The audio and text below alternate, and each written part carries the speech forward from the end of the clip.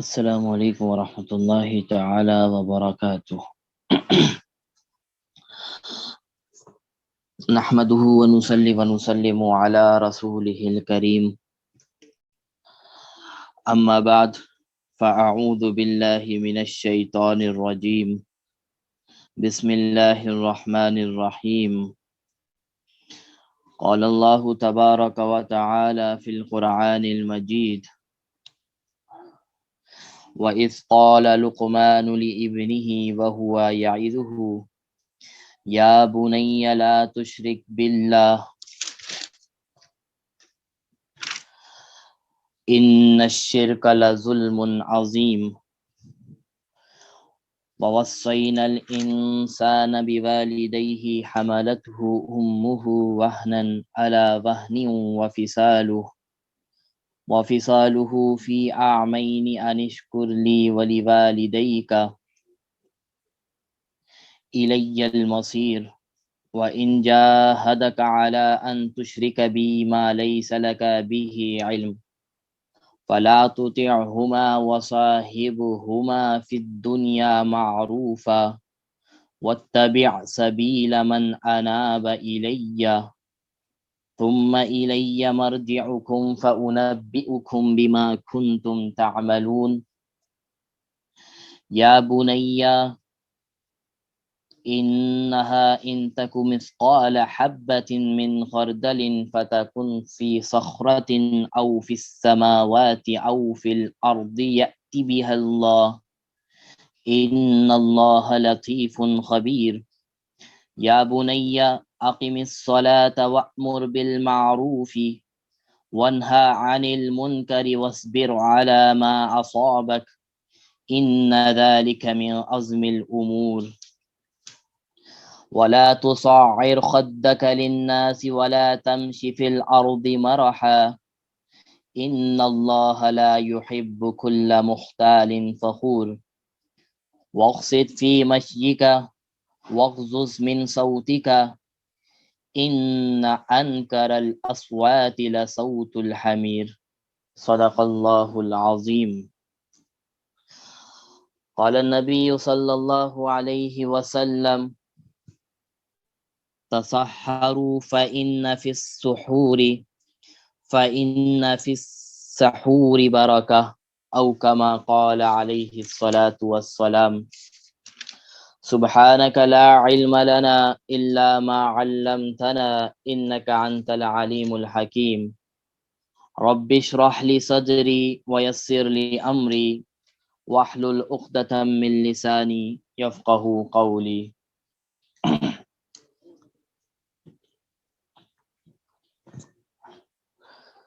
اللہ تبارک و تعالی کا ہم سب پر انتہائی احسان ہے کہ اللہ تبارک و تعالی نے ہمیں رمضان جیسا مہینہ نصیب فرمایا، اور یہ رمضان کے مہینے کو آپ علیہ الصلاۃ والسلام نے 3 حصوں کے اوپر ڈیوائیڈ کیا ہے، 3 حصوں کے اوپر تقسیم کیا ہے۔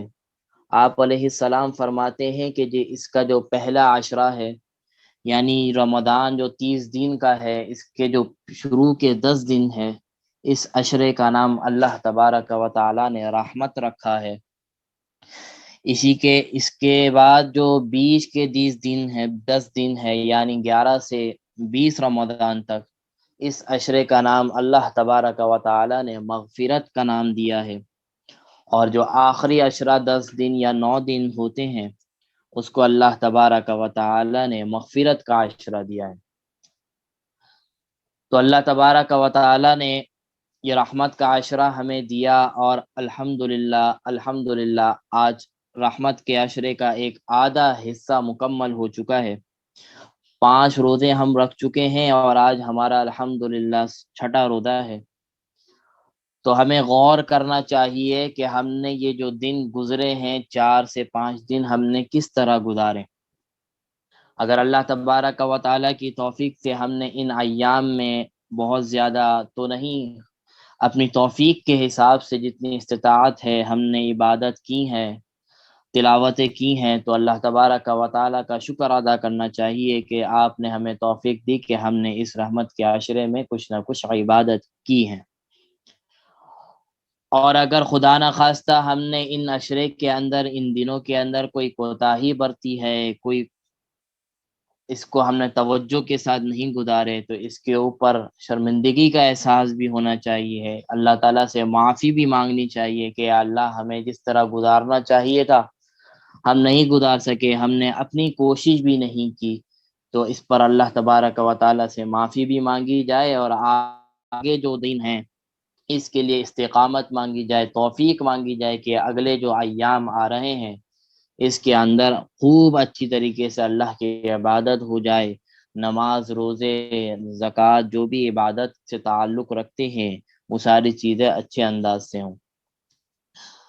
ہم نے گزشتہ دن سورۃ اللقمان کی آیت نمبر 6 تا 11 کی ترجمہ و تفسیر پڑھی تھی، جس کے اندر اللہ تبارک و تعالی نے کچھ اپنے احسانات بتائے تھے، کچھ اپنی قدرت کے بارے میں بتایا تھا، اور کچھ کفاروں کے بارے میں بتایا تھا کہ کفار کی کیا عادت ہوتی تھی، اور اس کا سب سے عظیم مضمون جو گزرا تھا، جو سب سے اہم مضمون تھا، کہ لہو الحدیث سے کیا مراد ہے، کہ اللہ تبارک و تعالی نے لہو الحدیث سے منع فرمایا ہے، یعنی ہر اس چیز سے جو انسان کو عبادتوں کی طرف سے روک دے، ہر اس چیز کو جو انسان کو حقوق کو پورا کرنے سے روک دے، ہر وہ چیز اللہ تبارک و تعالی نے انسانوں کے اوپر حرام فرمایا ہے۔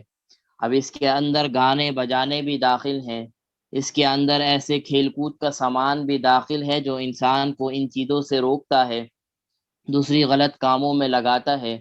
اسی طرح اس کے اندر ایسے دوست بھی شامل ہیں جو انسان کو اللہ کی طرف سے ہٹا کر دوسروں کی طرف لے کے جاتے ہیں۔ اس میں وہ لوگ، وہ ایسے موبائل بھی داخل ہیں جس کا مقصد صرف اور صرف ہنسی مذاق اور مذاق کرنا، اور موبائل کا ویسٹ، موبائل کے اندر وقت کو ضیاع کرنا اور بغیر کسی فائدے کی چیز کرنا، ایسے موبائل فون بھی استعمال کرنا اس کے اندر داخل ہے۔ تو یہ جو موبائل ہے، اب موبائل کے اوپر تھوڑی سی بات کر دوں کہ یہ موبائل انسان کو جنت بھی لے کے جا سکتا ہے، اور یہی موبائل انسان کو جہنم بھی لے کے جا سکتا ہے۔ یہ ٹیکنالوجی کوئی بھی ہو، کوئی بھی ٹیکنالوجی بری نہیں ہے، یہ آپ کے استعمال کے اوپر ہے کہ آپ نے اس کا استعمال کیسا کیا۔ اگر آپ کے پاس موبائل ہے، بڑے سے بڑا موبائل ہے، اچھے سے اچھا موبائل ہے، اگر آپ اس کا استعمال اچھے کاموں میں کرتے ہیں، اچھی چیزوں میں کرتے ہیں، تو یہی، جیسے ہم اس موبائل کے ذریعے یہ درس سن رہے ہیں، اس لیپ ٹاپ کے ذریعے، اس ٹیبلٹ کے ذریعے، کوئی بھی آپ کے پاس ٹیکنالوجی ہے، اس کے ذریعے ہم یہ جو درس اللہ کی باتیں کہہ رہے ہیں، سن رہے ہیں، تو یہی موبائل، یہ جو سننا ہمارا اچھی بات ہے، یہی موبائل ہمارے لیے جنت میں لے جانے کا سبب بن جائے گا۔ اور اگر اسی موبائل کے اوپر غلط چیز سنیں گے، اسی موبائل پر غلط چیزیں دیکھیں گے، تو یہی موبائل آپ کو جہنم کی طرف لے کے جانے کا ذریعہ بنے گا۔ تو ٹیکنالوجی کوئی بھی بری نہیں ہوتی، تمام ٹیکنالوجی اچھی ہے، آپ کے استعمال کے اوپر ہے کہ ہم نے اس کا استعمال کس طرح کیا۔ اگر اچھے کاموں میں استعمال کریں گے تو بہت اچھی بات ہے، اور اگر غلط کاموں میں استعمال کریں گے تو ڈرنا چاہیے کہ ایسا نہ ہو کہ یہ جو آسانیاں اللہ تعالیٰ نے دی ہیں موبائل کی صورت میں، دوسری ٹیکنالوجی کی صورت میں، اگر غلط استعمال ہو رہا ہے تو اللہ تبارک و تعالیٰ اس ٹیکنالوجی کی وجہ سے ہمیں، اللہ ایسا نہ ہو کہ ہمیں ہماری پکڑ کر لیں، ہمیں جنت کی جگہ ہمیں دوسرے راستے کے اوپر لے جائیں۔ تو اس کے اندر بہت ضروری خصوصی توجہ کی ضرورت ہے، اپنے بچوں کو بھی سمجھائیں، اب خود بھی اس کے اوپر خوب توجہ دیں۔ آج جو ہمارے پاس قرآن مجید کی سورہ لقمان کی آیت ہے، آیت نمبر 11 تک ہم نے کل پڑھ لی تھی، آج ہمارے پاس آیت نمبر 12 ہے۔ اللہ تبارک و تعالی فرماتے ہیں وَلَقَدْ آتَيْنَا لُقْمَانَ حِکْمَةً أَنِ اشْكُرْ لِلَّهِ کہ ہم نے حضرت لقمان علیہ السلام کو حکمت دی۔ حکمت کیوں دی؟ انشکر للہ، تاکہ وہ اللہ کا شکر ادا کرے۔ تو جب ہم سورہ لقمان کی ابتدا کر رہے تھے، اس موقع پر میں نے آپ کو بتلایا تھا کہ یہ حضرت لقمان علیہ السلام کا اس صورت کے اندر ذکر کرنے کا مقصد اور اس صورت کا نام حضرت لقمان رکھنے کا مقصد یہ ہے کہ عرب کے اندر حضرت لقمان علیہ السلام کا بڑا چرچا تھا۔ حضرت لقمان علیہ السلام کو کفار اور مشرکین مکہ بھی بہت اچھی نگاہ سے دیکھتے تھے، اچھے انداز سے دیکھتے تھے، ان کی باتوں کو اپنے اشعار کے اندر لے کر آتے تھے، ان کے تذکروں کو اپنے اشعار کی زینت بناتے تھے۔ تو حضرت لقمان علیہ السلام کا ذکر کر کے ان لوگوں کو بتلانا ہے کہ جیسے تم حضرت لقمان علیہ السلام کی عزت کرتے ہو، حضرت لقمان علیہ السلام کا احترام کرتے ہو، تو حضرت لقمان علیہ السلام نے بھی جو اپنے بچے کو نصیحتیں کی ہیں، وہ نصیحتیں ایسی ہیں جو اللہ کی طرف لے کر جانے والی ہیں، وہ نصیحتیں ایسی ہیں جو بتوں کی عبادت سے روکتی ہیں، وہ نصیحتیں ایسی ہیں جو شرک سے روکتی ہیں، وہ نصیحتیں ایسی ہیں جو برائی سے روکتی ہیں اور نیکی کی طرف لے کر جاتی ہیں۔ تو جیسے تم لقمان علیہ السلام کی عزت کرتے ہو تو ان کی باتوں پر بھی عمل کرو، ان کی بتائے ہوئے نصیحتوں پہ بھی عمل کرو، تاکہ تم بھی یہ راستہ جو غلط راستہ اختیار کیا ہوا ہے، اس راستے کو چھوڑ کر صحیح راستے کی طرف، جس راستے پر حضرت لقمان علیہ السلام تھے، اس راستے کے اوپر آ جاؤ، تاکہ اللہ تبارک و تعالی تمہاری بخشش فرمائے، تم پر انعامات فرمائے۔ تو فرمایا وَلَقَدْ آتَيْنَا لُقْمَانَ حِکمہ، کہ ہم نے حضرت لقمان علیہ السلام کو حکمت عطا کی، انشکر للہ، تاکہ وہ اللہ کا شکر ادا کریں۔ تو اس آیت سے ایک بات یہ معلوم ہوتی ہے کہ اللہ تبارک و تعالی نے ہم پر بھی جو نعمتیں نازل فرمائی ہیں، کسی بھی صورت کے اندر اللہ تبارک و تعالی نے ہر کسی پر کوئی نہ کوئی نعمت دی ہے، کسی کو زیادہ دی ہے تو کسی کو کم دی ہے۔ جیسے ہمارا دیکھنا سننا، یہ تو نعمتیں ایسی ہیں کہ اللہ تبارک و تعالی نے سب لوگوں کو الحمدللہ دی ہیں۔ یہ ایک ایسی نعمت ہے جس کے بارے میں جتنا شکر ادا کیا جائے کم ہے۔ تو اللہ تبارک و تعالی فرما رہے ہیں کہ یہ جو ہم نے نعمتیں تم کو دی ہیں حکمت کی صورت میں یا دوسرے انعامات کی صورت میں، اس کا مقصد یہ ہے کہ تم اللہ تبارک و تعالی کا شکر ادا کرو۔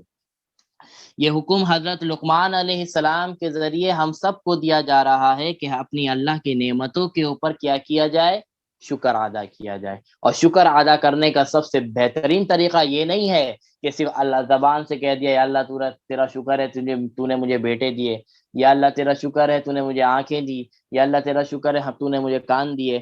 یہ شکر نہیں ہے۔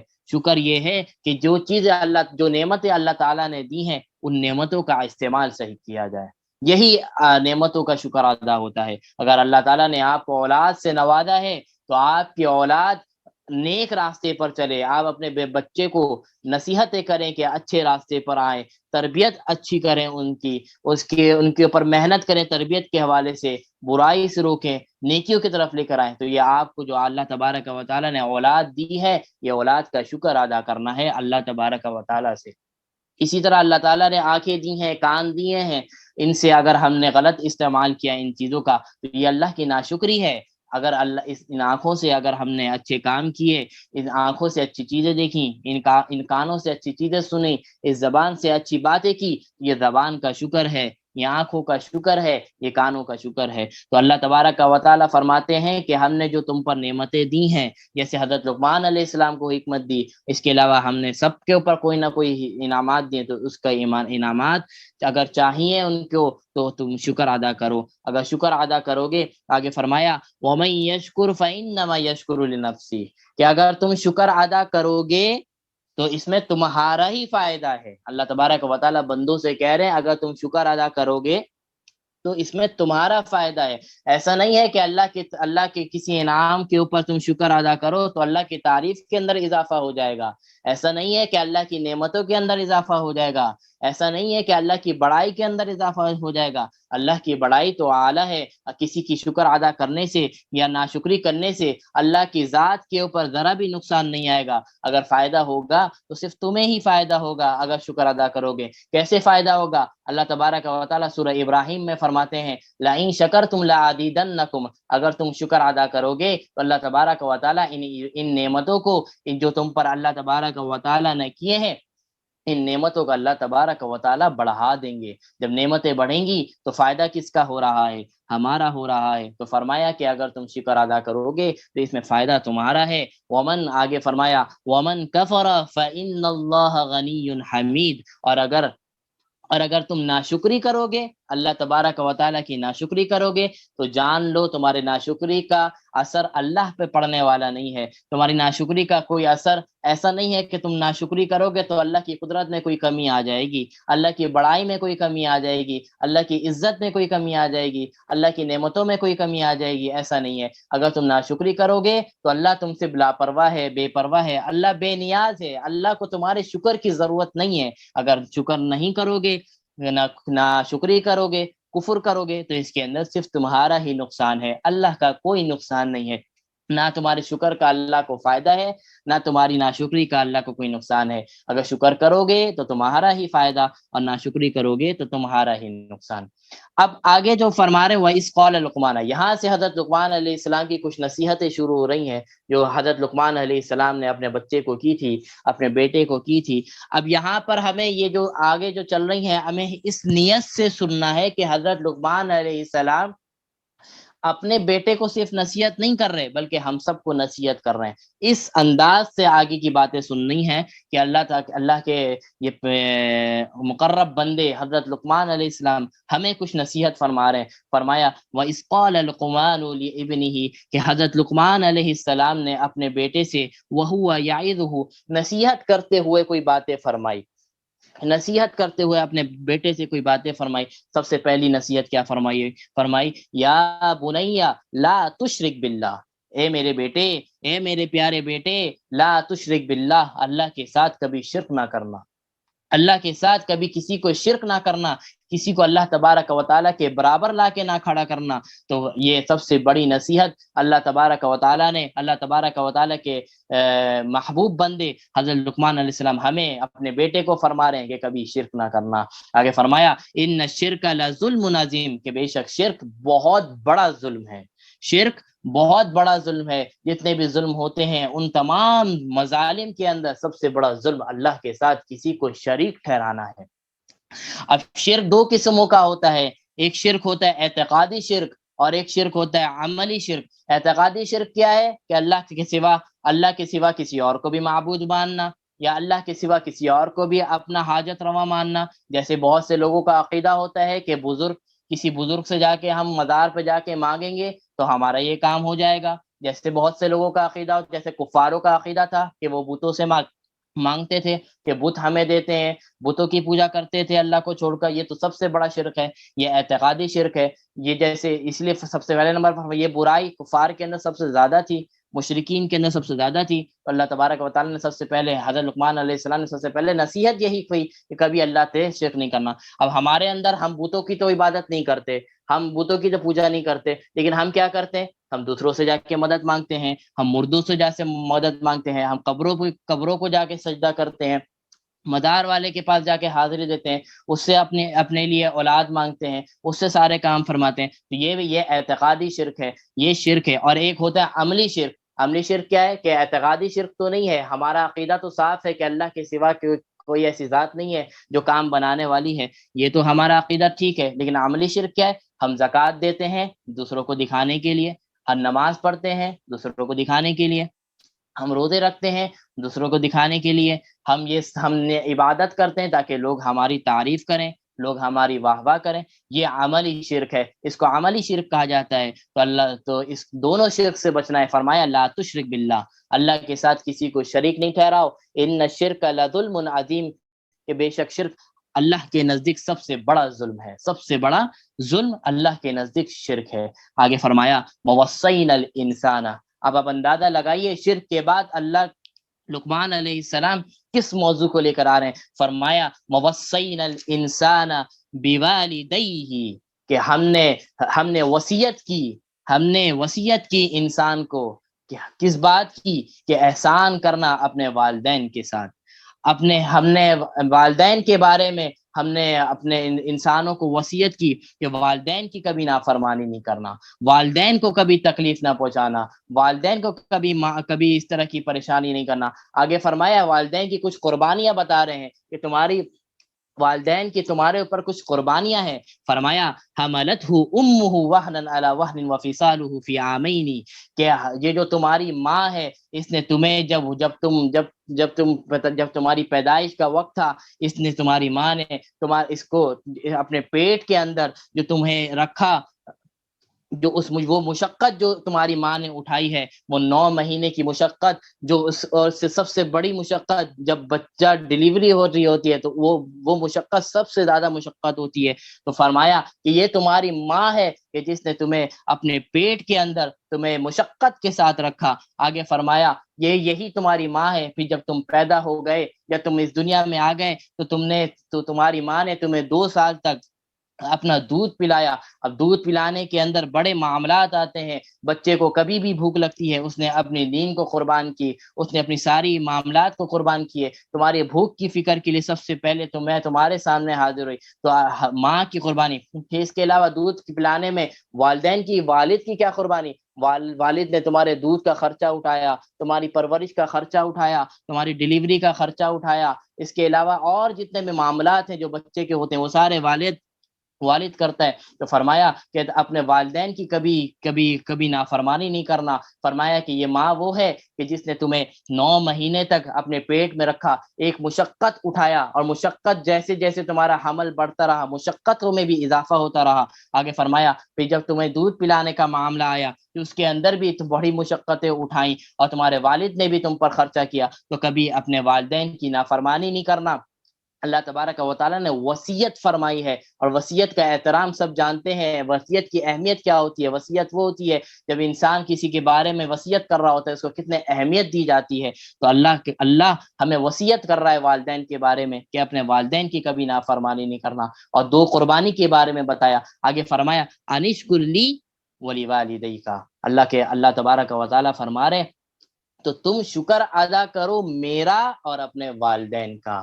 اللہ اب اندازہ لگائیے، اللہ تبارک و تعالی اپنے ساتھ کس کو جوڑ رہے ہیں؟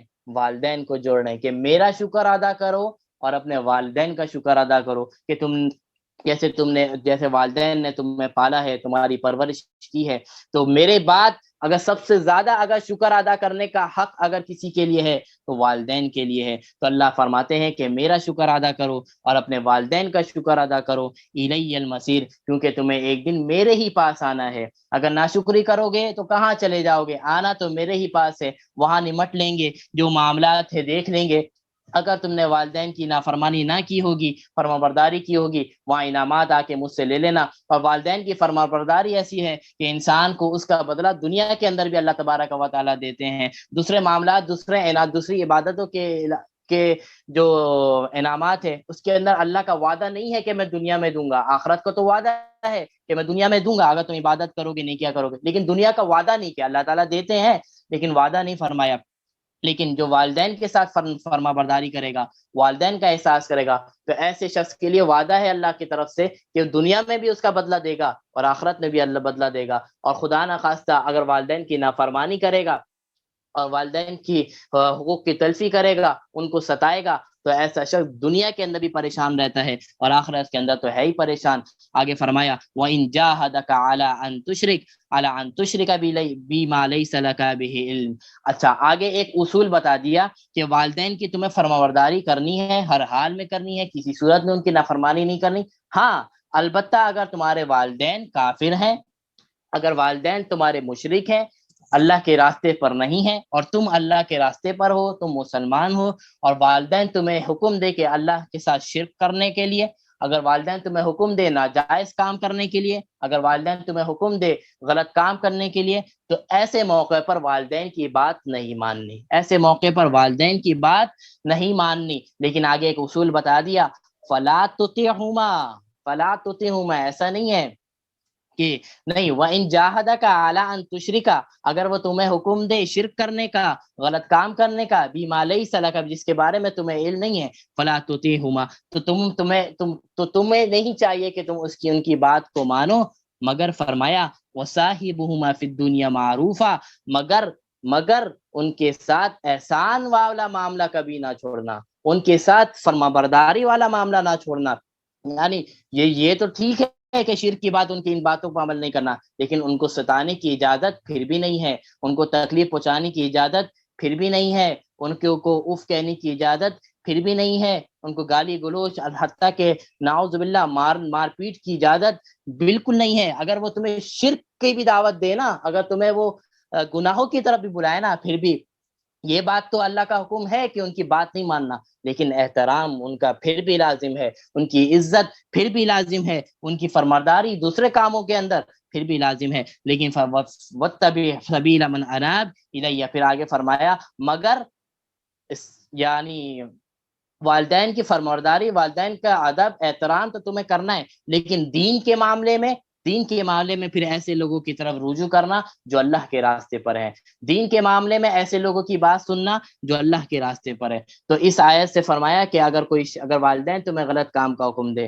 اس کے اندر ہر غلط کام داخل ہے۔ اگر والدین تمہیں کہے کہ تم بیٹے کو، اگر اپنے بیٹے کو یہ کہے کہ تم نے پھپھو سے بات نہیں کرنی، اگر والدین اپنے بچوں سے کہے کہ تمہیں چاچا سے بات نہیں کرنی، یہ ناجائز کام ہے، یہ غلط کام ہے۔ آج یہی ہو رہا ہے کہ والدین کے کہنے پر بچے رشتہ داریاں توڑ دیتے ہیں، والدین کے کہنے پر ایک دوسرے سے باتیں بند کر دی جاتی ہیں۔ اللہ کا واضح حکم ہے کہ اگر والدین غلط کام کا اگر حکم دے رہے ہیں تو تب بات نہیں ماننی ان کی، تب ان کی بات نہیں ماننی ہے۔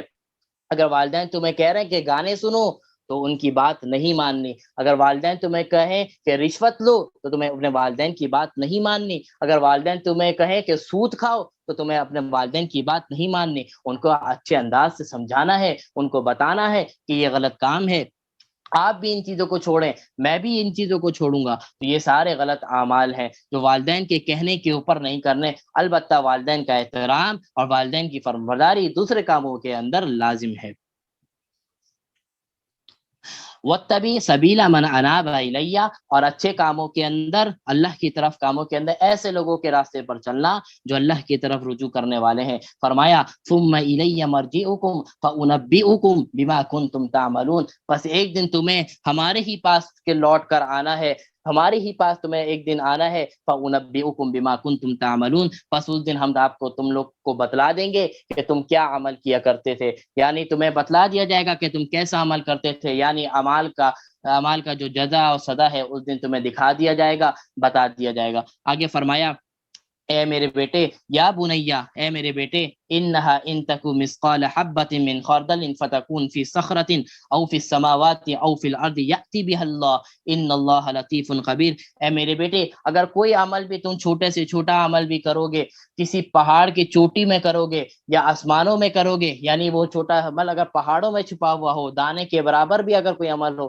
پہاڑوں کے اندر اگر چھپا ہوا ہو، صحرا کے اندر چھپا ہوا ہو، آسمان و زمین کے اندر کہیں بھی چھپا ہوا ہو، اللہ تبارک و تعالیٰ اس عمل کو دیکھنے والا ہے، اس عمل کو دیکھ رہا ہے، اور ہر عمل کا اللہ تبارک و تعالیٰ تمہیں بدلا دیں گے۔ ان اللہ لطیف خبیر، بے شک اللہ تعالیٰ باریک بین ہے، ہر چیز کو دیکھنے والا ہے اور ہر چیز سے باخبر ہے۔ یعنی اگر تم چھوٹے سے چھوٹا عمل بھی کرتے ہو اور بڑے سے بڑا عمل بھی کرتے ہو تو اللہ تمہارے اعمال کو دیکھ رہا ہے، اور اس اعمال کا بدلہ تمہیں انشاءاللہ ان قریب قیامت کے دن دے گا۔ آگے فرمایا، آگے کیا نصیحت فرمائی، یا بنیا اقیم الصلاۃ، اے میرے بیٹے، اے میرے پیارے بیٹے، اقیم الصلاۃ، اے میرے بیٹے نماز کو قائم کرنا، اے میرے بیٹے نماز کو قائم کرنا۔ ہم والدین کی حیثیت سے، اگر جو والدین اس وقت سن رہے ہیں، اگر ان کو یہ سوچنا چاہیے کہ کبھی ہم نے اپنے بچوں کو کبھی اس طرح کی نصیحتیں کی ہیں، اگر آج ہم اپنے بچوں کو کیا نصیحتیں کرتے ہیں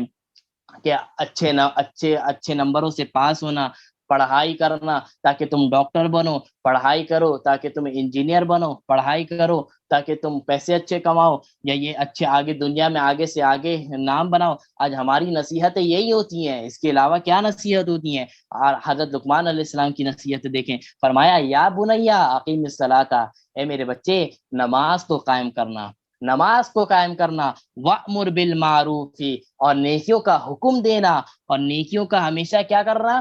حکم دینا۔ آگے فرمایا वनहा अनिल मुनकरी, और बुराई से खुद भी बचना और दूसरों को भी बचने की तलकीन करना। तो ये नसीहत है हजरत लुकमान अलैहिस्सलाम अपने बच्चे को कह रहे हैं। हमें भी चाहिए कि अपने बच्चों को यही नसीहतें करें जो हजरत लुकमान अलैहिस्सलाम ने अपने बच्चे को की, अपने बच्चों को की और हमें की, और हमें इन नसीहतों पर अमल करनी चाहिए। फरमा रहे कि बिलमारूफ वामुर बिलमारूफ, कि आप नमाज को कायम करना, नेकियों का हुक्म देना, और वह वनहा अनिल मुनकर, और बुराई से बचना, वस्बिर अला मा असाबक। और फरमाया कि जब तुम पर कोई मुसीबत आ जाए, जब तुम पर कोई परेशानी आ जाए, इस रास्ते पर चलते हुए, नमाज पढ़ते हुए अगर कोई परेशानी आ रही हो, नेकी का काम करते हुए अगर कोई परेशानी आ रही हो, अगर इसी तरह बुराई से रोकते हुए अगर कोई परेशानी, कोई मामलात आ रहे हो, वस्बिर अला मा असाबक, तो सबर करना, इस मुश्किलात के ऊपर क्या करना, सबर करना। अल्लाह ताला देख रहा है। अगर आप के घर में शादी है और शादी के अंदर गलत काम हो रहे हैं, नाच गाने हो रहे हैं, ऐसे फंक्शन हो रहे हैं, और आप उस फंक्शन में नहीं जा रहे, आप उस फंक्शन में नहीं जा रहे, और उस फंक्शन में ना जाने की वजह से आपको ताने मिल रहे हैं कि ये कैसा आदमी है, ये बिल्कुल दुनिया से कट गया है, ये बुल्ला बन गया है, ये बन गया है, ये सारी बातें सुनने को पड़ती हैं, सारी बातें सुनना पड़ती हैं। फरमाया ये जो मुश्किलात आएंगी तुम पर, लाजमी आएंगी। फरमाया वस्बिर अला मा असाबक, तुम सबर करना इस मुसीबत पर, इस परेशानी पर। ये वक्ती मुसीबतें हैं, वक्ती परेशानी है, एक दिन खत्म हो जाएगी, कल को इन्हें भी समझ में आ जाएगा कि क्या गलत है क्या सही है। तो परेशान होने की जरूरत नहीं है, ये मोटिवेट किया जा रहा है। अल्लाह कुरान और हदीस से सबसे ज्यादा मोटिवेशन हमें कुरान और हदीस से मिलती है। वस्बिर अला मा असाबक, इससे हजरत लुकमान अलैहिस्सलाम अपने तमाम बच्चों को मोटिवेट कर रहे हैं कि अगर कोई परेशानी आ जाए, अगर कोई मामलात आ जाए, पढ़ाई कर रहे हो नंबर कम आ जाए, कोई काम कर रहे हो कोई मसला हो जाए, तो परेशान होने की जरूरत नहीं है। वस्बिर अला मा सबक, इस मुशक्कत के ऊपर बस सब्र करना, इस परेशानी पर सब्र करना। ये एक दिन खत्म होने वाली है, मुसीबत कभी रहती नहीं है, अगर हम सब्र करेंगे तो वो मुसीबत से इंसान निकल जाता है। फरमाया इन्ना ज़ालिका मिन अज़्मिल उमूर, यही हिम्मत वाले काम है, यही बड़े काम है जो इंसानों को करना चाहिए। तो इसी काम को अल्लाह तबारक व तआला फरमा रहे कि ये हिम्मत वाले काम है। फरमाया आगे, वला तुसइर खद्दका लिन्नासी वला तमशी फिल अर्दि मराहा, ए ए मेरे बेटे, ए मेरे लोगों, ए मेरे बच्चों, कभी कभी भी अपने चेहरे को एक दूसरे से मत मोड़ना। यानी किसी से कोई मसला हो तो चेहरा मोड़ लिया, किसी को पेशानी के ऊपर बल खा के किसी को देखा, जैसे नागवारी की सूरत में देखा, तो किसी भी इंसान के साथ इस तरह पेश नहीं आना, बद अखलाकी के साथ पेश नहीं आना कि आपसे वो और दूर चला जाए। करीब आने के बजाय हमेशा खंदा पेशानी से लोगों से मिलना, हमेशा अच्छे अंदाज से, अच्छे अखलाक से लोगों से मिलना। और आगे फरमाया वला तमशी फिल अर्ज़ि मराहा, और जमीन पर कभी भी अकड़ के मत चलना, जमीन पर कभी भी तकब्बुर के साथ नहीं चलना कि क्या कर लो तकब्बुर के, जमीन के ऊपर तुम तकब्बुर के साथ चलते हो। फरमाया वला तमशी फिल अर्ज़ि मराहा, कि तुम कभी भी जमीन के ऊपर तकब्बुर के साथ नहीं चलना, अपने आप को बड़ा समझते हुए नहीं चलना। कोई पैसे आ जाए, कोई मालो दौलत ज्यादा अगर अल्लाह ने तुम्हें दे दिया, या तुम्हारे बच्चे, तुम्हारी औलाद ज्यादा हो गई, तो तुम्हारे अंदर अकड़ आने की जरूरत नहीं है, तुम तकब्बुर करने की जरूरत नहीं है, ये अल्लाह का दिया हुआ है, अल्लाह छीन भी सकता है। वल्ला तमशी फिल अर्ज़ि मराहा, ए मेरे बच्चे कभी जमीन के ऊपर अकड़ के मत चलना। अब अंदाजा लगाइए हमारे वालिदैन क्या हुक्म देते हैं कि बेटा जब रोड पे चलो तो ऐसे नहीं चलो कि लोग तुम्हें खा जाएं, अकड़ के चलो, थोड़ा सीना तान के चलो, ताकि लोग भी देखे कोई आ रहा है। हमारे वालिदैन तो ये हुक्म देते हैं। हाँ, और हजरत लुकमान अलैहिस्सलाम क्या हुक्म देते हैं, आराम से चलना, आजिजी के साथ चलना, कोई मसला नहीं है, जालिम बन के कभी नहीं चलना, मजलूम बन के चलना। इन्नल्लाह ला युहिब्बु कुल्ला मुख्तालिन फखूर, बेशक अल्लाह के नजदीक, बेशक अल्लाह ताला पसंद नहीं फरमाते हर उस शख्स को जो तकब्बुर करने वाला है। यानी हर उस शख्स को पसंद नहीं करता तकब्बुर करता है, जो अल्लाह के रास्ते जो जमीन पर चलते हुए अकड़ता है, अल्लाह ताला ऐसे शख्स को बिल्कुल पसंद नहीं फरमाते। आगे फरमाया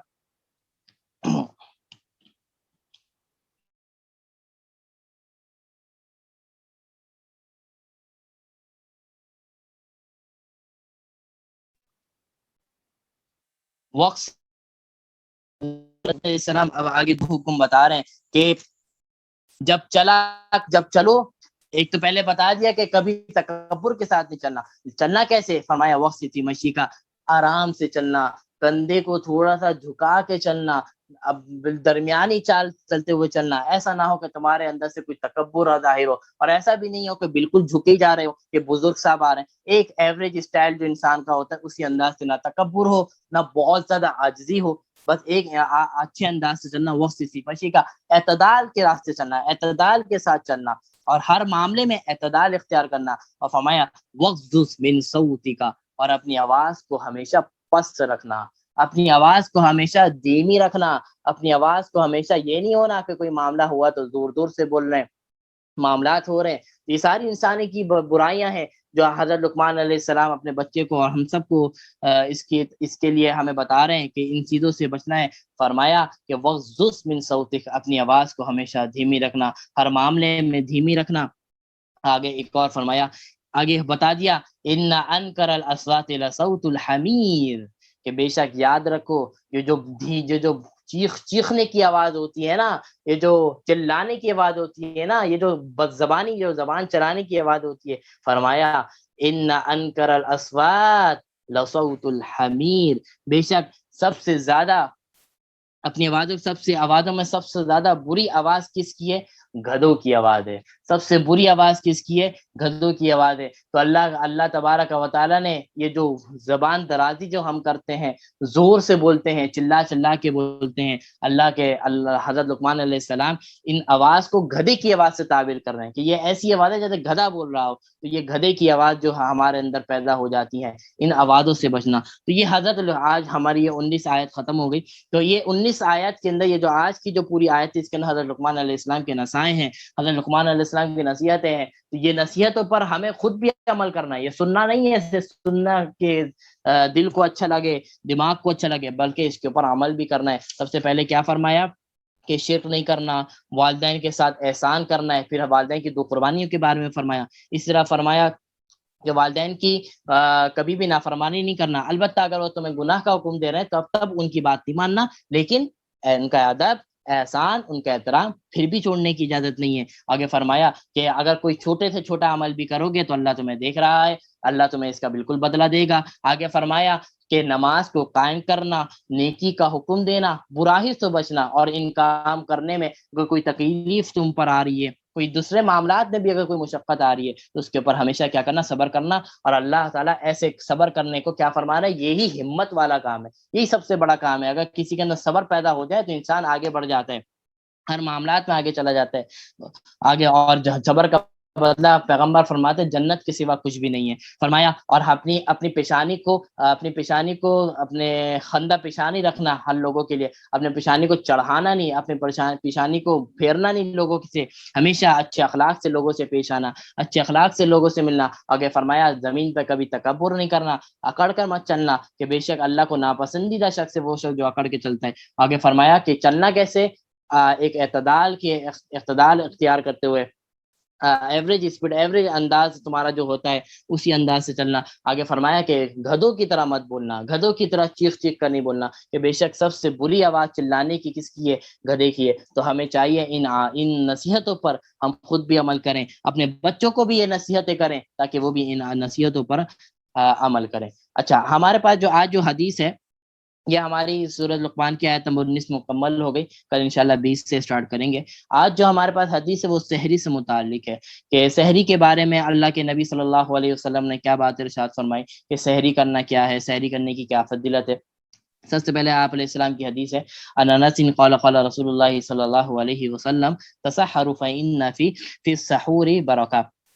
حضرت انس رضی اللہ تعالیٰ عنہ سے روایت ہے کہ رسول اللہ صلی اللہ علیہ وسلم فرماتے ہیں کہ تسحروا، کہ سحری کیا کرو۔ آپ علیہ السلام نے ہمیں ارشاد فرمایا کہ سحری کیا کرو، اور امر کا صیغہ استعمال کر رہے ہیں، اور امر کا صیغہ یعنی حکم فرما رہے ہیں، اور حکم کا مطلب حکم کسی چیز کے بارے میں دیا جائے تو وہ واجب ہو جاتا ہے۔ تو فرمایا تسحروا، کہ سحری کیا کرو، لیکن یہاں پہ واجب کے معنی میں نہیں ہے، یہاں مستحب کے معنی میں، کہ سحری کرنا باعث فضیلت ہے۔ اگر کوئی شخص نہیں کرتا تو روزہ اس کا بھی ہو جائے گا، لیکن گناہ نہیں ملے گا، لیکن جان بوجھ کر سحری کو نہیں چھوڑنا چاہیے۔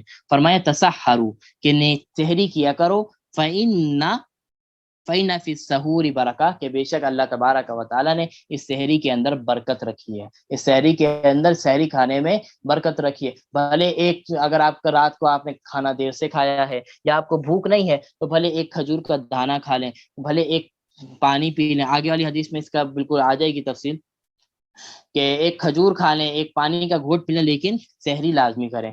اور آگے جو فرمایا آگے والی حدیث میں آتا ہے ان عمر بن عاصم قال قال رسول اللہ صلی اللہ علیہ وسلم فصل ما بین سیامنا و سیام اہل الکتاب اکلت السحری. حضرت عمر بن عاص رضی اللہ تعالیٰ عنہ سے روایت ہے کہ رسول اللہ صلی اللہ علیہ وسلم نے فرمایا کہ ہمارے اور اہل کتاب کے روزے میں ایک فرق ہے.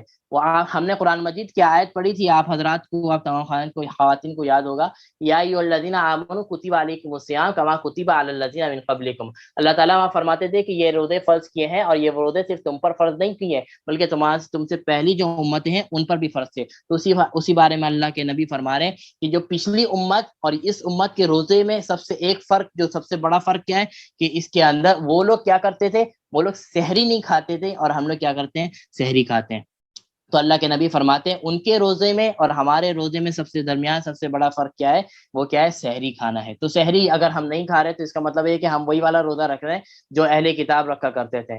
ہمیں فرق کرنا ہے ان کے روزے میں، کیونکہ ہم اللہ کے نبی کی اس شریعت پر ہم عمل کرنا ہے، اور اس شریعت کے اندر سحری کا کھانے کا حکم دیا گیا ہے، تو ہمیں سحری کرنا چاہیے تاکہ وہ فرق اس کے اندر واضح ہو جائے.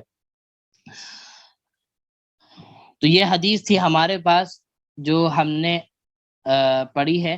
اچھا، اس کے ساتھ ایک اور حدیث ہے، السحور برکتن فلا تدعوه ولو ان یجرع احدکم جرعا من ماء فان اللہ وملائکته یصلون علی المتسحرین.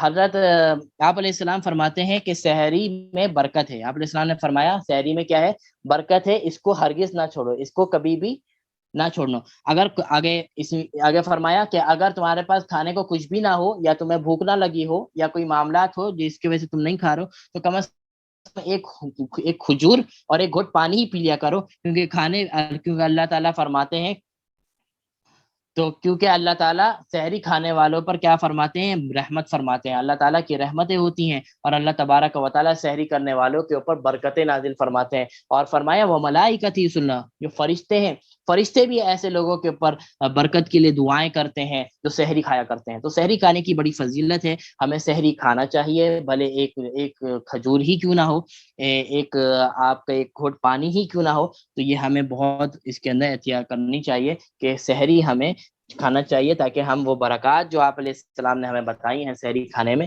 وہ برکات ہمیں نصیب ہو سکے. اچھا، ہمارا جو تیسرا ٹاپک تھا آج نماز سے متعلق، تو نماز فرض ہے، ہر بالغ کے اوپر فرض ہے، اور سب سے زیادہ قرآن مجید میں جو حکم ہوا نماز کے بارے میں وہ نماز ہے کہ جگہ جگہ پر واقیم الصلاۃ واقیم الصلاۃ. اور آج بھی اس کے اندر آیا کہ حضرت لقمان علیہ السلام نے اپنے بچے کو اقیم الصلاۃ، نماز پڑھنے کا حکم دیا. تو یہ نماز فرض ہے، نماز کے بڑے فضائل ہیں. آپ علیہ السلام نے فرمایا کہ کافر اور مسلمان کے اندر فرق کرنے والی چیز ایک نماز ہی ہے، جو کافر اور مسلمان کے اندر فرق کر دیتی ہے. اس نماز پڑھنے سے پتہ چل جاتا ہے کہ کون کافر ہے اور کون نماز ہے. تو فرمایا کہ اگر کوئی شخص نماز نہیں پڑھ رہا تو جیسے گویا ایسے ہی ہے جیسے یہ کافر ہے. کافر تو نہیں ہوتا لیکن وہ کافر ہی جیسا بن جاتا ہے. تو نماز پڑھنے کو اللہ کے نبی نے فرمایا کہ کفر اور شرک کے اندر اور اسلام کے اندر فرق کرنے والی چیز ہے. تو نماز کی تعداد ہم سب جانتے ہیں، اور نماز کی فرضیت کے بارے میں بھی ہم سب جانتے ہیں کہ کب ہم پر معراج کا واقعہ ہوا، اس کے اوپر ہمیں نماز فرض کی گئی.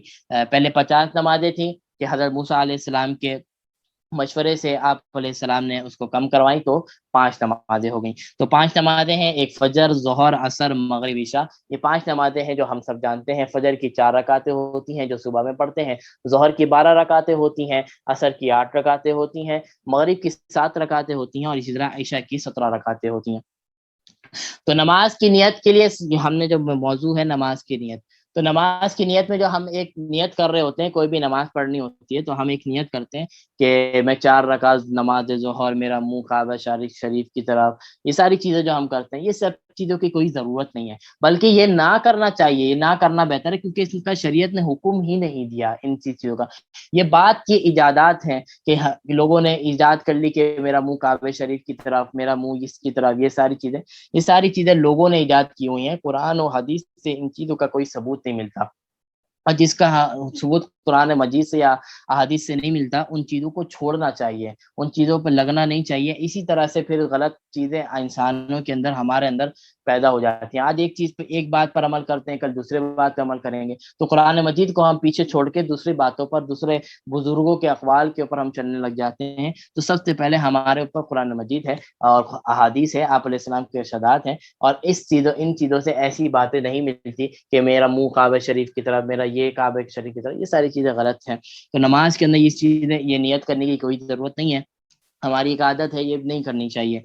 جو دل کا ارادہ جو ہوتا ہے نا آپ کا، کہ ہمارے دل میں ارادہ ہے، اگر میں نماز ظہر کا وقت ہے اور میں نماز پڑھنے آ رہی ہوں یا نماز پڑھنے آ رہا ہوں، یہ میری دل میں یہی نیت ہے کہ میں ظہر کی نماز پڑھ رہا ہوں. ایسا نہیں ہوگا ظہر کا وقت ہو اور میں فجر کی نماز پڑھ رہا ہوں اس وقت، ایسا نہیں ہوتا.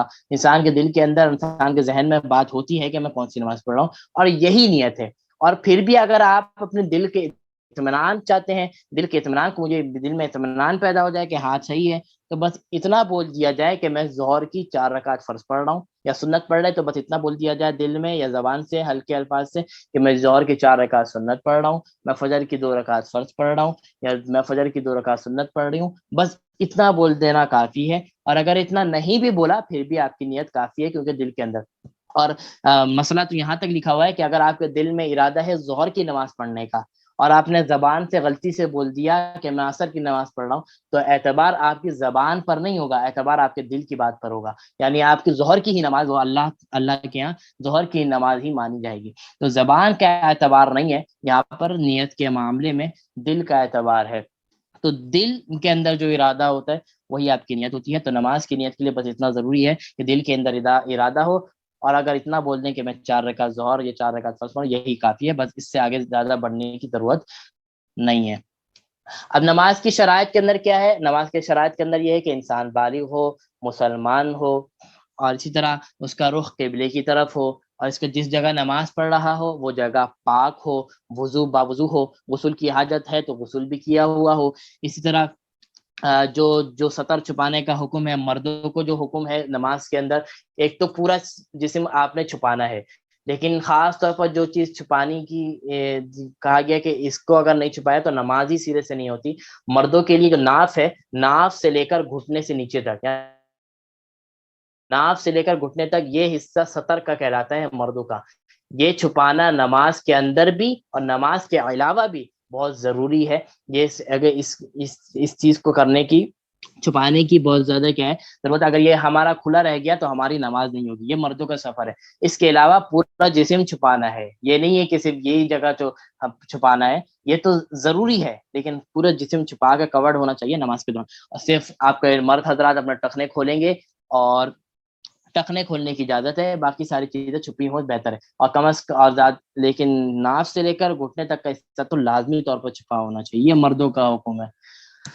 اچھا، اس طرح عورتوں کا کیا حکم ہے؟ عورتوں کا پورا جسم اللہ تبارک و تعالیٰ نے سطر بنایا ہے، یعنی پورا جسم وہ سطر کے اندر داخل ہے. نماز کے اندر صرف 3 چیزیں عورت جو ہے وہ کھول سکتی ہے. ایک چہرہ ہے، ایک ہاتھ ہے کلائیوں تک، اور ایک پاؤں ہے ٹخنوں سے نیچے نیچے تک. ٹخنے نہیں ہے، ٹخنے مردوں کو کھولنے کا حکم ہے، عورتوں کو ڈھانکنے کا حکم ہے، چھپانے کا حکم ہے. تو عورت نماز کے اندر 3 چیزیں کھول سکتی ہے. چہرہ ہو گیا، اور اسی طرح آپ کا کیا کہتے ہیں، ہتھیلیوں تک ہاتھ ہو گیا، اور پاؤں ہو گیا ٹخنوں سے نیچے نیچے تک. یہ عورت نماز کے اندر کیا کرے گی؟ یہ کھولے گی نماز کے اندر. اچھا، نماز اور دوپٹہ اس طرح عورت کا وہ کرے گی کہ اس کے بال بالکل بھی نظر نہ آئے. عام طور پر یہ ہوتا ہے کہ دوپٹے چھوٹے لے لیتی ہیں، یا اس طرح کے نیٹ کے دوپٹے استعمال کرتے ہیں جس سے بال نظر آ رہے ہوتے ہیں. یہ بال بھی سطر کے اندر داخل ہے عورت کا. تو بال بھی اگر نظر آ رہا ہے تو آپ کی نماز نہیں ہوگی اتنی دیر تک. اگر آپ کا یہ جو 3 حصے میں نے بتائے جو کھولنے کے ہیں، اس کے علاوہ کا حصہ اگر اتنی دیر تک آپ کا کھلا رہ گیا، جتنے دیر میں آپ نے سبحان رب العظیم یا سبحان رب الاعلیٰ 3 دفعہ آپ پڑھ سکتے ہیں، اتنی دیر تک اگر آپ کا یہ کھلا رہ گیا تو آپ کی نماز ٹوٹ جائے گی. آپ کو دوبارہ نماز پڑھنی پڑے گی وہ چیز چھپا کر. تو اس کے اندر بہت زیادہ خیال کرنے کی ضرورت ہے نماز کے اندر. اور دوسری بات اس کے اندر نماز کی شرائط کے اندر بتا دیا کہ وضو کا ہونا، جگہ کا پاک ہونا، جس چیز اگر جا نماز پر پڑھ رہی ہے تو جا نماز کا پاک ہونا، نیت ہونا نماز کی. یہ نہیں ہے کہ نماز دل کے اندر، تو نماز نیت ظہر کی ہے اور پڑھ رہا ہے عصر کی نماز ہے، تو جو دل کی نماز، دل کے اندر نیت ہوتی ہے اور وہی نیت ہو. اور نماز نیت نماز سے پہلے کرنے، یہ نہیں آپ نے نماز کی نیت باندھ لی، کوئی نیت نہیں ہے، بیچ درمیان نیت میں آپ نیت کر رہے ہیں کہ یار میری عصر کی نماز ہے، تو ایسے نماز نہیں ہوتی. نماز شروع کرنے سے پہلے نیت کرنی پڑے گی دل میں کہ میں کون سی نماز پڑھ رہا ہوں یا کون سی نماز پڑھ رہی ہوں. تو یہ نماز سے متعلق. اور اس کے اندر ایک اہم چیز یہ سمجھنے کی ضرورت ہے کہ نماز کے اندر، عورت کی نماز کے اندر اور مرد کی نماز کے اندر واضح فرق ہے. واضح احادیث کی روشنی میں یہ اس بات کا ثبوت ملتا ہے کہ عورت کی نماز میں اور مرد کی نماز میں بہت فرق ہے. پریکٹیکل کے اندر فرق ہے لیکن تھیوری کے اندر کوئی فرق نہیں ہے. یعنی قرآن جو نماز کے اندر پڑھے جانے والی چیز ہے، سورہ فاتحہ، اس کے علاوہ ثنا، تحیات، درود شریف، یہ ساری چیزیں جو نمازوں کے اندر پڑھی جاتی ہیں یہ تو بالکل مرد اور عورت دونوں کی سیم ہے، اس میں کوئی فرق نہیں ہے. لیکن جو پریکٹیکل ہے، عملی طریقہ جو ہے نماز کا، اس کے اندر نماز کے اندر مردوں کے لیے فرق ہے اور عورت کے لیے یہ فرق ہے. مجھے ایک حدیث یہاں پہ پیش کی جاتی ہے کہ سلو کما رأیتمونی اصلی، کہ آپ علیہ السلام کا ارشاد کہ نماز ایسے پڑھو کہ جیسے مجھے پڑھتا ہوا دیکھو. تو بہت سے لوگ اس کے اندر تمیز نہیں کرتے، یہ حکم مردوں کے لیے بھی کہتے ہیں کہ یہ حکم عورتوں کے لیے، کہ آپ علیہ السلام نے جس طرح نماز پڑھی اس طرح عورتوں کو بھی پڑھنا ہے، اس طرح مردوں کو بھی پڑھنا ہے. تو اس کے اندر واضح سمجھنا چاہیے یہ حدیث آپ علیہ السلام نے اس موقع پر ارشاد فرمائی تھی جس موقع پر صرف مرد حضرات موجود تھے، اور کسی صحابی کو آپ علیہ السلام نے دیکھا تھا کہ وہ غلط نماز پڑھ رہے ہیں. اس موقع پر آپ علیہ السلام نے یہ حدیث فرمائی تھی کہ نماز ایسے پڑھو جیسے نماز مجھے پڑھتا ہوا دیکھو. اور عورتوں کی نماز آپ علیہ السلام نے باقاعدہ دوسری احادیث میں بتائی ہیں کہ عورت کیسے نماز پڑھے گی. تو عورت کی نماز، جیسے ہم کل سے نماز شروع کریں گے تو وقتاً فوقتاً نماز کے بارے میں بتاتا رہوں گا کہ یہ مرد اس والے ارکان میں مرد ایسے نماز پڑھیں گے اور عورت ہاتھ ایسے اٹھائے گی یا عورت کھڑی ایسے ہوگی. یہ انشاءاللہ کل میں وقتاً فوقتاً ساری چیزیں دونوں کو لے کر انشاءاللہ چلوں گا. اور اس طرح نماز کو انشاءاللہ ہم مکمل ترجمے کے ساتھ پڑھیں گے، سیکھیں گے. کہ نماز تو پڑھتے ہیں روزانہ لیکن ہم پتہ نہیں ہوتا کہ نماز کیا پڑھنا ہے. اتحیات روزانہ پڑھ رہے ہیں، پتہ ہی نہیں ہے اتحیات میں کیا پڑھنا ہے. درود شریف پڑھ رہے ہیں، پتہ ہی نہیں ہم درود شریف میں کہتے ہیں. انشاءاللہ ہم ترجمے کے ساتھ تھوڑا تھوڑا اس کو لے کر چلیں گے. تو یہ نماز کے شرائط کے حوالے سے کچھ باتیں بتا دیں، نماز کی نیت کے حوالے سے میں نے آپ کو کچھ بتا دی.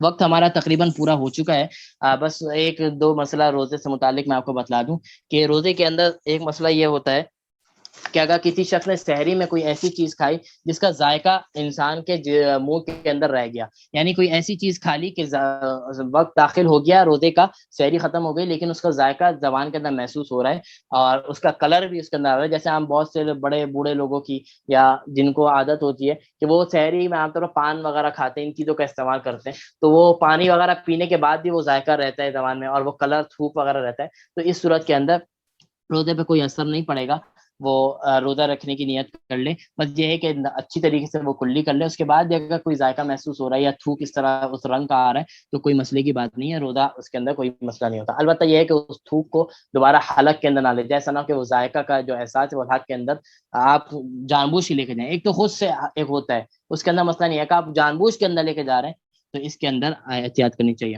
دوسرا مسئلہ روزے سے متعلق الٹی کا مسئلہ ہے کہ الٹی کا مسئلہ بہت پوچھا جاتا ہے کہ رمضان کے اندر روزے کے اندر الٹی آ جاتی ہے. تو اس کے اندر یہ بات یاد رکھنی چاہیے کہ الٹی آ جانے سے روزہ نہیں ٹوٹتا، بھلے منہ بھر کے ہو یعنی بہت زیادہ ہو یا بھلے تھوڑی سی ہو. روزہ الٹی آنے کی صورت میں روزے کے اوپر کوئی اثر نہیں پڑتا. البتہ اگر ہم نے اس الٹی کو ریٹرن لے گئے، یعنی جان بوجھ کر ہم ریٹرن لے گئے الٹی حلق سے نیچے، تب اس صورت کے اندر ہمارا روزہ جو ہے وہ ٹوٹ جائے گا. اور ایک ہوتا ہے الٹی جان بوجھ کے کرنا، کہ انسان انگلی ڈال کے حلق میں اس طرح الٹی کر رہا ہے، اور اگر اس نے جان بوجھ کر الٹی کی اور بہت زیادہ الٹی ہو گئی اور بھلے وہ اندر گئی نہ گئی، اس صورت میں روزہ ٹوٹ جائے گا. لیکن اگر بغیر ارادے کے، بغیر جان بوجھ کے آپ کو الٹی ہوئی، بھلے زیادہ ہو بھلے تھوڑی سی ہو، تو اس صورت میں روزہ نہیں ٹوٹے گا. البتہ یہ کہ بہت دفعہ ایسا ہوتا ہے کہ متلی سی کیفیت ہوتی ہے کہ الٹی ہوتی تو نہیں ہے، کہ حلق تک آتا ہے پھر انڈر ریٹرن ہو جاتا ہے، تو اس سے بھی روزے کے اوپر کوئی فرق نہیں پڑتا. تو اس کے اندر یہ یاد رکھنا چاہیے کہ الٹی سے روزہ نہیں ٹوٹتا. البتہ اگر وہ ریٹرن دوبارہ واپسی چلی گئی، الٹی حلق سے نیچے آ کر منہ کے اندر آئی اور دوبارہ چلی گئی حلق سے نیچے، تو اس صورت کے اندر روزے کے اوپر فرق آئے گا، البتہ ویسے روزے کے اوپر کوئی فرق نہیں آئے گا۔ تو یہ تھی ہمارے روزے سے متعلق کچھ باتیں جو آپ حضرات اور تمام خواتین کے سامنے رکھ دی ہے۔ اللہ تبارک و تعالیٰ سے دعا ہے اللہ تبارک و تعالیٰ جو پڑھ رہے ہیں، جو سیکھ رہے ہیں، اللہ تعالیٰ اس پر عمل کرنے کی توفیق نصیب فرمائے، اور جو آج نصیحت ہے آپ حضرت لقمان علیہ السلام کی آج ہم نے سنی ہے اس پر عمل کرنے والا بنائے، اور ہمیں بھی بطور والدین اپنے بچوں کو ان نصیحت کرنے کی توفیق نصیب فرمائے۔ اللهم صل على محمد وعلى ال محمد كما صليت على ابراهيم وعلى ال ابراهيم انك حميد مجيد، اللهم بارك على محمد وعلى ال محمد كما باركت على ابراهيم وعلى ال ابراهيم انك حميد مجيد، ربنا آتنا في الدنيا حسنة وفي الآخرة حسنة وقنا عذاب النار، ربنا تقبل منا إنك أنت السميع العليم وتب علينا إنك أنت التواب الرحيم۔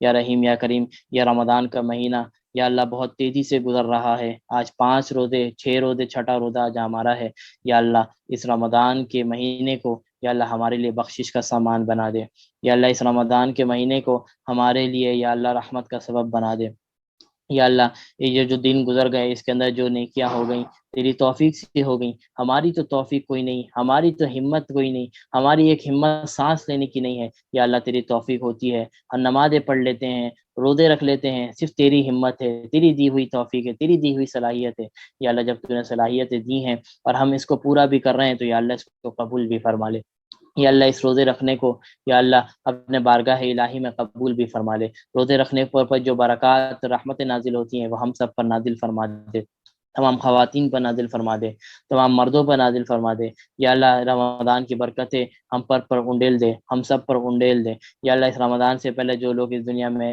موجود تھے رمضان کے اندر موجود نہیں ہے، یا پچھلے رمضان میں ہمارے ساتھ تھے اس رمضان نہیں ہے، یا اللہ سب کی کامل مغفرت فرما دے، یا اللہ اس کے علاوہ بھی جتنے لوگ اس دنیا سے رخصت ہو گئے ہمارے خاندان والوں میں سے، ہمارے جاننے والوں میں سے، ہمارے دوست احباب میں سے، ہمارے متعلقین میں سے، یا اللہ تمام کی کامل مغفرت فرما دے، اس رمضان کی برکتیں ان سب کے اوپر یا اللہ نازل فرما دے، اس رمضان کی رحمتیں ان سب پر نازل فرما دے، یا اللہ جو پریشان ہیں ان پریشانیوں کو دور فرما دے، جو تنگدست ہیں ان کے لیے آسانی والا معاملہ فرما دے، جو اس لاک ڈاؤن کی وجہ سے، جو ان بیماریوں کی وجہ سے اللہ پریشان ہے، یا اللہ سب کو شفاء کاملہ عاجلہ مستمرہ نصیب فرما دے، یا اللہ سب کے مسائل کو حل فرما دے، یا اللہ سب کے جائز مسائل کو حل فرما دے، یا اللہ جن لوگوں نے دعاؤں کے لیے کہتے ہیں، یا اللہ جن کا کوئی شادی کا معاملہ ہے، یا اللہ کسی کا کوئی اولاد کا مسئلہ ہے، یا اللہ جو جن کی عمریں ہو گئی ہیں اور شادی کے اچھے رشتے نہیں آ رہے، یا اللہ ان کے لیے بھی نیک و صالح جوڑے کا انتظام فرما دے،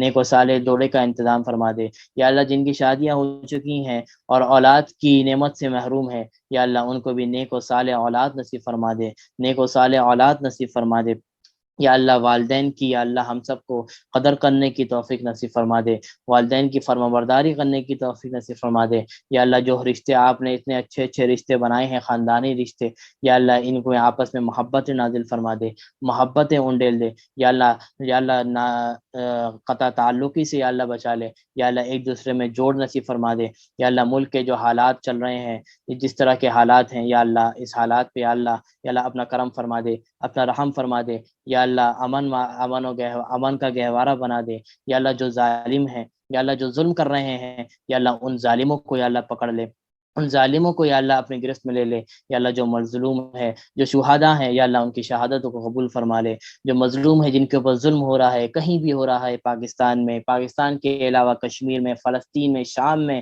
جہاں کہیں بھی لوگ مسلمان یا مسلمان نہیں بھی انسانیت کے ناطے جو بھی ظلم کا شکار ہیں، یا اللہ سب کو ظلم سے بچا لے، سب کو ظلم سے بچا لے، یا اللہ حرمین شریفین کی یا اللہ حفاظت فرما لے، یا اللہ حرمین شریفین کی حفاظت فرما، یا اللہ تمام شرور سے اللہ حفاظت فرما، تمام باطل کی نظریں جو حرمین شریفین کے اوپر گاڑی ہوئی ہیں کہ حرمین شریفین پر حملہ کرنا ہے، حرمین شریفین پر قبضہ کرنا ہے، یا اللہ ان کی آنکھوں کو یا اللہ نیست و نابود فرما دے، ایسی ایسی طاقتوں کو یا اللہ نیست و نابود فرما دے، اسی طرح یا اللہ ہماری مساجد کے، ہمارے مدارس کے، ہمارے یا اللہ بیت المقدس کے، یا اللہ ان سب کی یا اللہ ان سب کی حفاظت فرما، ان سب کے ظالموں کو یا اللہ ظالموں کو نظر سے ان لوگوں آپ کے جو شعار ہیں مساجد بیت المقدس، یا اللہ اسی طرح مساجد مدارس سب کی حفاظت فرما، طلباء علماء سب کی حفاظت فرما، یا اللہ ہمارے والدین کا سایہ ہم پر دائر و قائم عافیت نصیب فرما، اللہم صلی علی محمد وعلی آل محمد کما صلیت علی ابراہیم وعلى آل إبراهيم إنك حميد مجيد. اللهم بارك على محمد وعلى آل محمد كما باركت على إبراهيم وعلى آل إبراهيم إنك حميد مجيد. سبحان ربك رب العزة عما يصفون وسلام على المرسلين والحمد لله رب العالمين. آمين برحمتك يا أرحم الراحمين. السلام عليكم ورحمة الله تعالى وبركاته.